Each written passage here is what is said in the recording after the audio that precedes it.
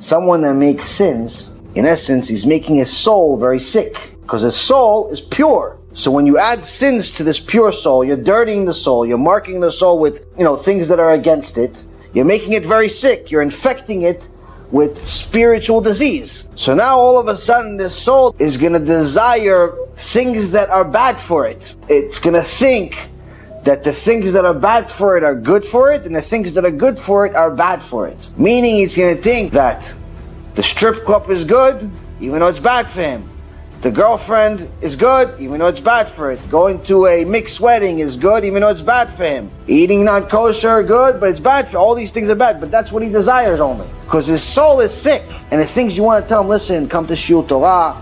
No, it's 9 o'clock, it's late. Yeah, but you go to sleep at 3 o'clock in the morning anyway. No, okay, well, why don't you do tefillin today? Nah, it's tough. I'm not really into it. Why don't you keep Shabbat? No, that's too much for me. All the things you tell him to do something that's good for him, all of a sudden he's like rejecting it like it's poison. The Rambam says, when people are ill, their senses are confused and they taste the sweet as bitter, bitter as sweet.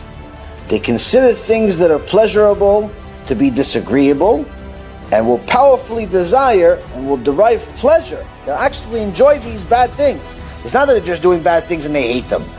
Even though their soul is being damaged by it, it's actual poison for their soul to be with all of these sins. They think they're enjoying it. So it's just like somebody that's doing crack.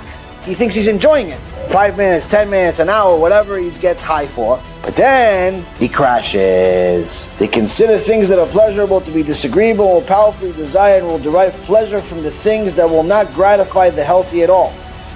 Moreover, at times their conduct will be even harmful. The wicked and the unworthy will consider the undesirable to be good, and the good to be undesirable.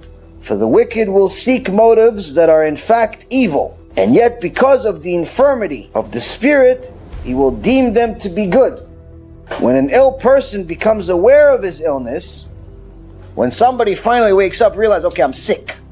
In the analogy, it's proper for those who have spiritual ailments to seek out the wise. Someone that's spiritually sick, has been sinning his whole life, finally realized there's a God.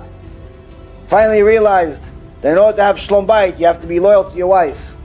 Finally realized if you want success in life, you have to be honest in your business. Finally realized that if you want to have good kids, you have to teach them Torah. Finally realized these things. Someone that finally realized that he's sick, he's spiritually sick. He can't stop wasting seed. He can't stop violating Shabbat. He can't stop gambling. It's hard for him. So what does he do? Seek out the wise who heal souls. Just like there's a doctor for medicine, for your body, there's a doctor for your soul. Aseh lecharav. Seek out the wise who heal souls, who will warn them against the evils that they consider to be good, and will heal them through the activities that heal the character traits of the soul. This wise person that learned Torah already for a few years, 10 years, 5 years, 2 years, whatever he learned, a lot more than you. He's going to tell you a bunch of things you don't like to hear. He's going to tell you can't go to the clubs anymore. He's going to tell you that you have to stop eating shrimp, even though it's your favorite food. He's going to tell you have to start learning some manners. He's going to tell you have to stop yelling at people. He's going to tell you things that naturally, you not only are used to them, you like them. You like going to the casino and playing like a high roller. Everybody gives you kavod, you come in, they start a table for you. So here, he's not telling you that, listen, all of a sudden, you're gonna start hating money and liking Torah. No, he's telling you, you're gonna actually like these sins that you're making. You like the non-Jewish girlfriend, the non-Jewish boyfriend, you like the shrimp, you like the pig. All of those things you like, you still have to stop because they're bad for you. And only a wise man can tell you that. Wise in Torah. Wise man meaning he's davuk LaHashem. He's glued to Hashem. He doesn't care about your money. He doesn't care about your opinion. He doesn't care about your feelings. He cares about your future. He cares about your neshama. Even if it hurts you. In the beginning, he knows it's going to benefit you in the long run.